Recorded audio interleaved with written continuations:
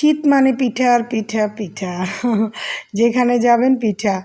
তো আজকে এই প্রথম মানে এই শীতের প্রথম দুধ চিতই ভিজাবো আমার বাসায়।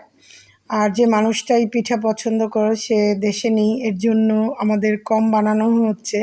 না হলে প্রতিদিন মানে একদিন ভিজিয়ে দুদিন একদিন খাওয়া হয়, আবার ভিজানো হয়। খুব পছন্দ করে দুধ চিতই পিঠা। তো আমি আজকে খুব অল্প করে ভেজাচ্ছি, কারণ হচ্ছে আমরা মানুষ কম বাসায়। আর আমি এখানে 2 কেজি একদম খাঁটি গায়ের দুধ জাল করে 1 কেজি করে নিয়েছি। আর এই গুড়টা হচ্ছে একদম আমাদের যশোর থেকে আনানো ফ্রেশ গুড়, ঝুলা গুড় বলে, এক এক দেশে এক এক রকম বলে। তো আর আমি দুধ আর গুড় একসাথে জাল করি না, কারণ হচ্ছে অনেক সময় ফেটে যায় দুধটা। এর জন্য এইভাবে করে মিক্স করে নিই, দুইটা গরম করে। আর পিঠাগুলো আমার মা বানিয়ে পাঠিয়েছে একদম গরম গরম। আর আমি হচ্ছে দুধে ভিজাচ্ছি। আর আমি নারকেলও দিয়েছি, অনেকে নারকেল পছন্দ করে অনেকে করে না, কিন্তু নারকেল দিলে দুধ চিতই পিঠাতে অনেক ভালো লাগে।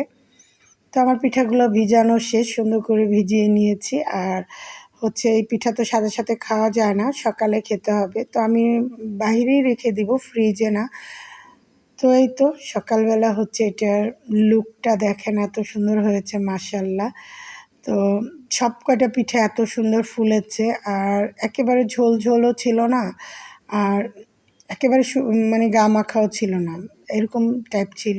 তো এরকমভাবে খেতেই আমার পছন্দ। আমি দুধ একেবারে অনেক ঘন করে জাল করে নিই, আর একটু টেস্ট করে নিচ্ছিলাম। তো মাশাআল্লাহ অনেক ভালো হয়েছিল। তো আমার এই ছোট মিনি ব্লগটা যদি আপনাদের কাছে ভালো লেগে থাকে, অবশ্যই একটা লাইক আর সুন্দর একটা কমেন্ট করবেন। তো সবাই ভালো থাকবেন, সুস্থ থাকবেন, সাবধানে থাকবেন। একটা ভুলের জন্য মানুষের জীবনে অনেক কিছু হয়ে যায়। তো থ্যাংক ইউ ফর ওয়াচিং।